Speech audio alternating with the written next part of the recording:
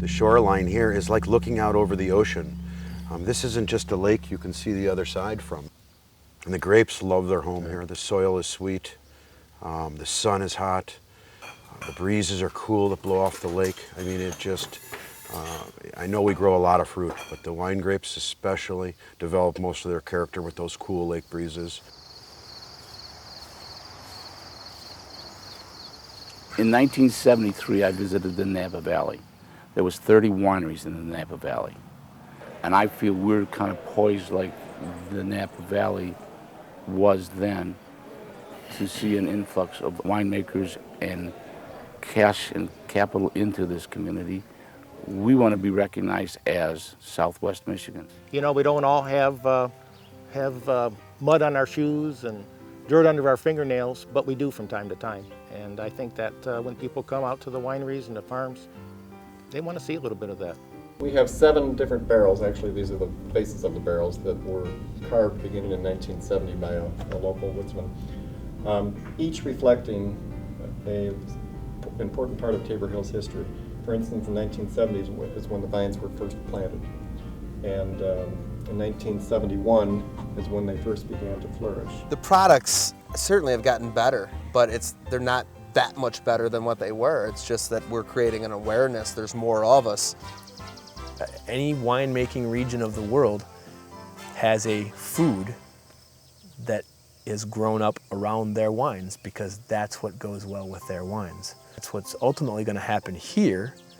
Not that we're going to create our own new cuisine, but the chefs will know what our regions are producing wine-wise and make foods to pair well with those wines.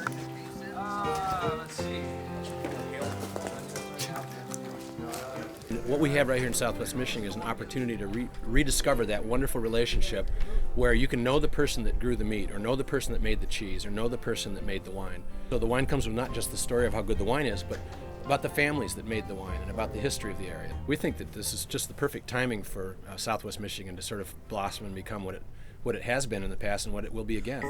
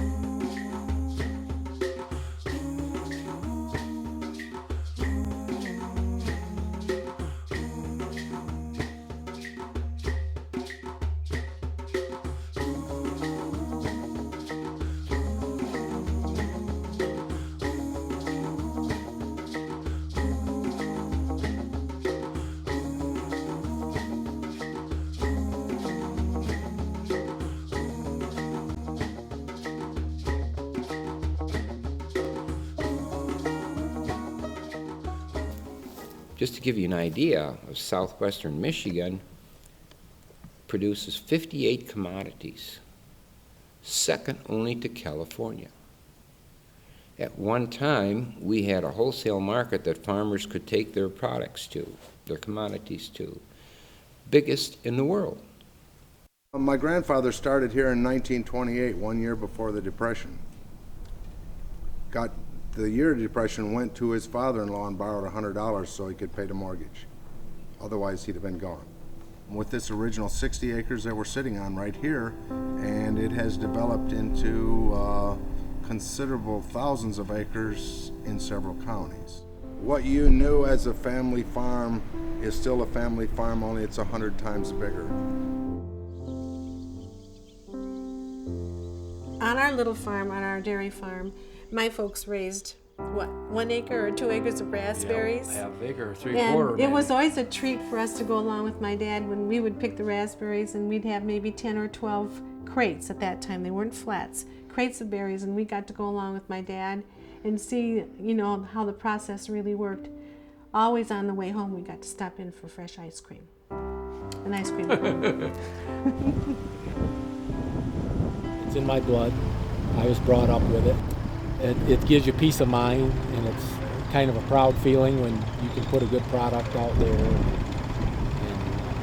you know, everybody's got to eat. The work is totally rewarding. To nurture either crops or animals and bring them to harvest is just a very rewarding experience.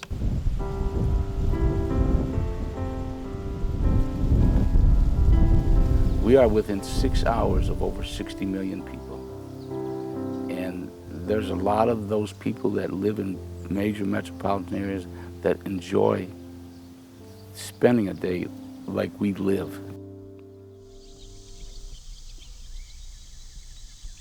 U-Pick is definitely our busiest time of the year. I mean, weekends are just wild. We have hundreds of cars every day. We're just in a good spot because people want to come pick peaches, apples, sample the wines.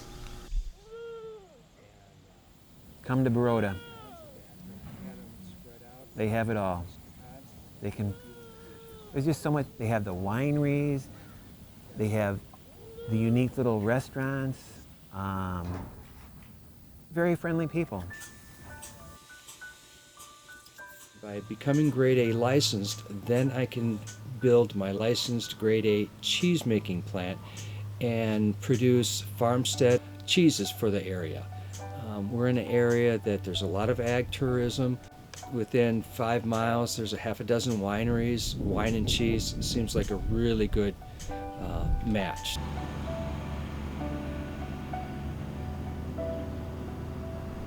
The economy is based on agriculture more now than it was 5 years ago, because 5 years ago all of Baroda was tool and die. Many of the tool and die have left, and because of the auto industry and the economy as a whole, agriculture has not left. There's not one piece of land that's not being farmed today that was farmed 5 or 10 years ago. When the recession came and the automobile industry sort of bottomed out, that was very hard on Baroda because of all of our industry base kind of dwindled away. And the housing market, you know, everything that affects the country affects us. But it seems like the region is making a turnaround, and I see it being quite hopeful right now for a new beginning.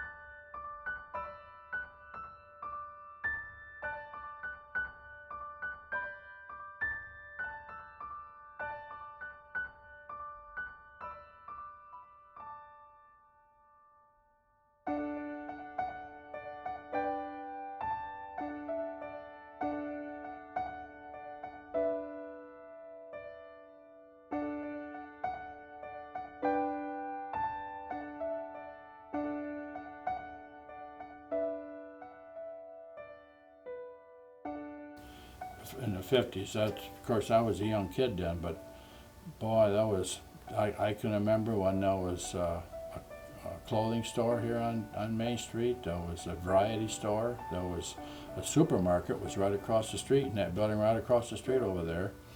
And on Saturdays, it was funny because the town would be so full of people. There were two other little grocery stores. There was the red and white store across the street over here, and the royal blue store in the next block. And there'd be people come to town on Saturdays to do their shopping. And they'd think up any excuse to have something done to their car so they could leave it here and have a place to park it while they were shopping, because there was no place to park. We did have a Ford dealership. I remember that. Brown. Well, Brown had it first. That was way before my time. Ah, okay. See, where the beauty shop is, that's where my dad had the tavern, and it's where the Kathy's Beauty Shop is now, right next to Bill's Tap, or not Bill's Tap now. Baroda Tap and Grill. Baroda Tap and Grill. And then I said we used to have carnivals in town there. Of course, where the mill is now, that was one big vacant lot. That was the Village Park. Yeah, Village Park. The farmers would, on Christmas Eve day, would come into town and congregate and just kind of socialize. And then just before they all headed home to get ready for church, they wanted to buy a present for their wife because they hadn't done that. They would all wait till the last minute. And Eddie Gast would keep his hardware store open, and he would have a bunch of small appliances wrapped up. And the farmers would run in and grab a gift and run home, get ready for church on Christmas Eve.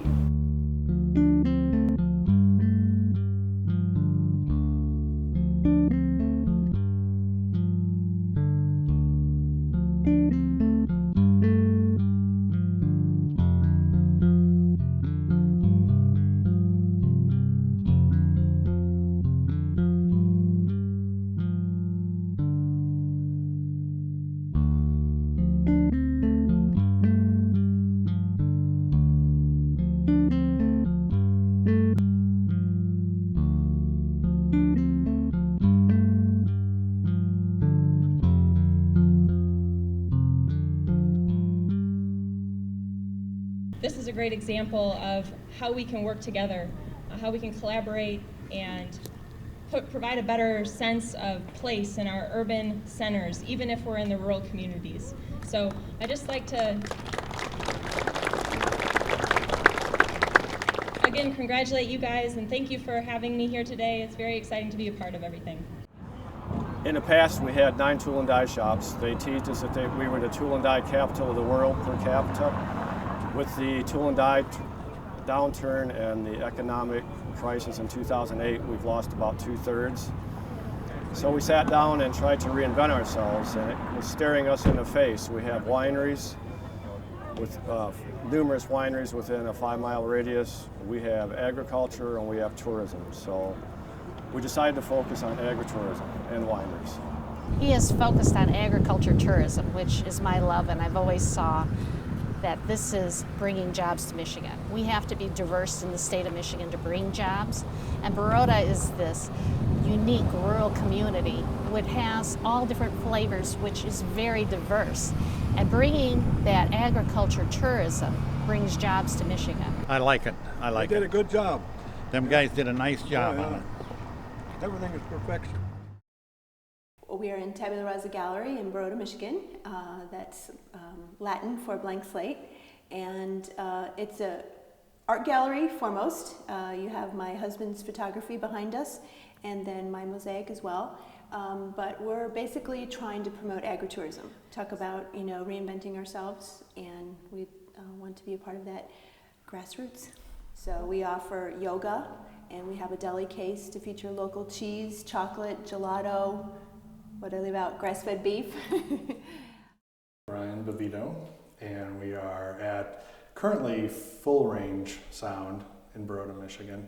This building, literally like the day that I decided I'm going to pack up, this came up for sale, and a buddy of mine who's a realtor in the area said, hey, it's building with that's really unique came up. You wanted a unique space. Yeah, and he's like, oh, I'll send you over the paperwork. And heat source, wood. Bathroom, no. And here we are, we're standing on a fresh concrete floor. Zucchini and yellow squash. We have cucumbers, slicing cucumbers, eggplant, whatever. I mean, whatever season here, we try to push to this restaurant. What's the best thing to order on the menu? Jim's stacked ham. It's 1 pound stacked ham on a huge bun. It's my signature. We would like to see farming stay here in southwestern Michigan. I hate the idea of buying canned peaches, and I hate the idea of buying applesauce that's already been done. I mean, especially since we've been raised on all that good stuff. To be able to sit down on a nice summer afternoon and share a glass of wine and maybe break bread, piece of cheese, and talk with your friends, you know, it's, to me, that's the biggest perk of being here, and I guess that's what I would consider casual country charm.